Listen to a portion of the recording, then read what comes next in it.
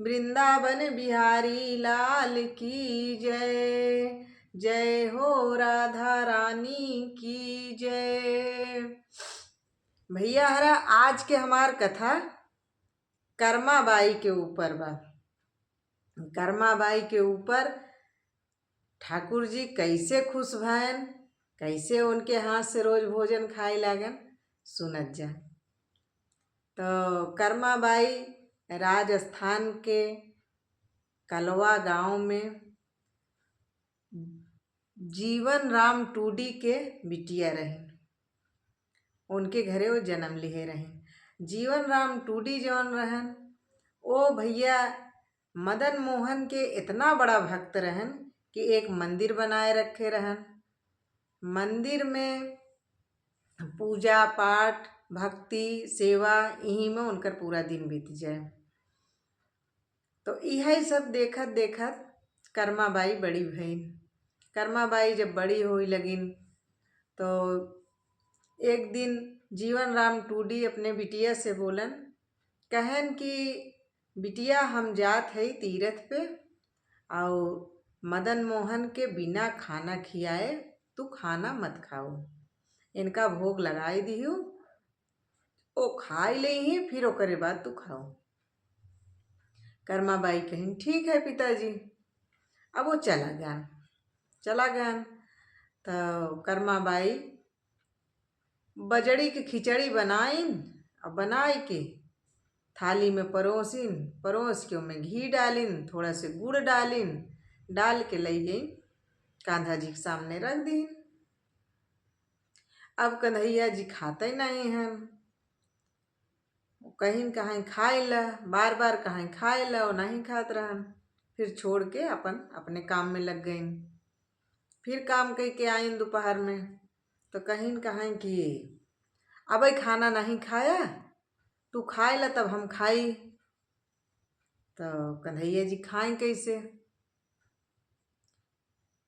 तो कहाँ घी गुड़ लागत कम बा यही से नहीं खात हन।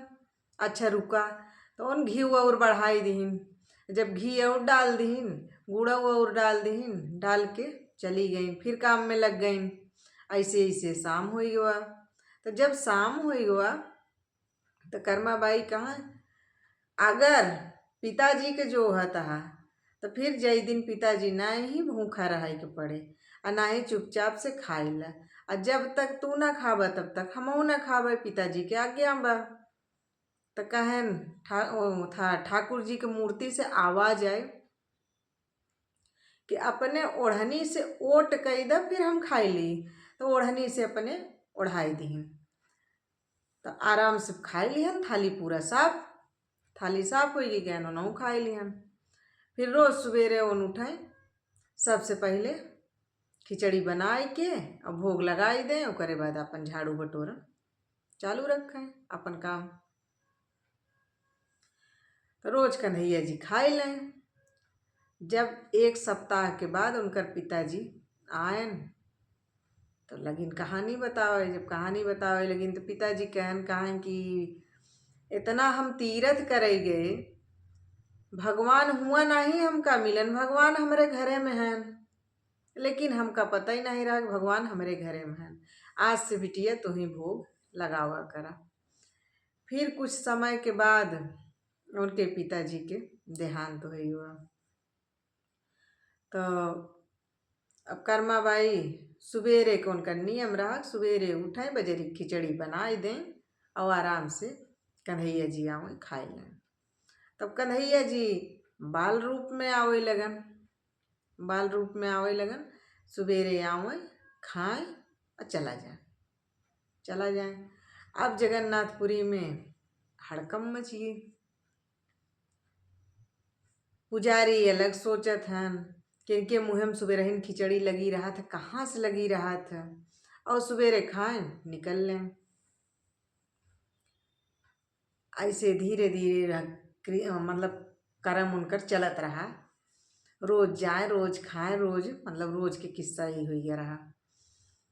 तो पहला भोजन उनकर कलेवा हो जाए। तो एक दिन का है कि कर्मा बाई के एक साधु जाय के भड़काए दिए, ओका पता चलिए वो जाय के भड़काए दिए साधु कि बिना नहाए बनावत है, तो उसे भगवान के दिक्कत होए, नहाए धोए के साफ सफाई से तब बनावा तब खियावा। तो सारा काम कई लें तब ओकरे बाद बनवाएं तब खियावें, तो उनका देर हो जाए, तब से आरती के समय हो जाए, आई जाए मंदिर में। तो रह गए एक दिन, तो फिर दूसरे दिन गए तो फिर वही हाल। तो कहें कि ऐसा बना कि तू हमका बिना नहाए खियाई देवा करा, और हम बिना कलेवा खाए हम रहब ना, हमका तोहरे हाथ के भोजन चाहिए। तो उन फिर से अपन बनावे लागिन। तो जब कर्मा बाई मर गईन, तब अब ठाकुर जी के आँखी में आंसू, अब पत्थर के मूर्ति में आंसू देख के पुजारी जी घबराई गए। जब सब सारे लोग घबराई गए, देखे लगन, पूछे लगन, तब पता चला कि अब कर्मा बाई मर गई तो हम सुबेरे कलेवा में खिचड़ी कैसे खाब। तो उनका भैया सुबह के भोग आज भी बाजड़े की खिचड़ी के लगत। तो कर्मा बाई के ऊपर भगवान ठाकुर जी के बड़ी कृपा रही, बड़ी कृपा रही। तो ठाकुर जी इनाही कहतन कि तू नहाई ल धोई ल तबे हमरे लगे आया, तबे हमसे मिले। वो भाव के भूखा है, प्रेम के भूखा है। अगर प्रेम मिलत बा तो हुआ वो दौड़ा दौड़ा चला जाए। कर्मा बाई के यहाँ दौड़ा दौड़ा जात रहन भैया। ऐसे सब केहू करबा, सब केहू खियाई ही। ई नहीं बा कि तू नहाए हा धोए हा कि नहीं नहाए धोए हा, ई सब ठाकुर जी देखबे नहीं करतन, कौनो भी भगवान नहीं देखतन। ये हम और आप बनाए है, हमारा आपके सोच है। बोलो वृंदावन बिहारी लाल की जय, जय हो राधा रानी की जय।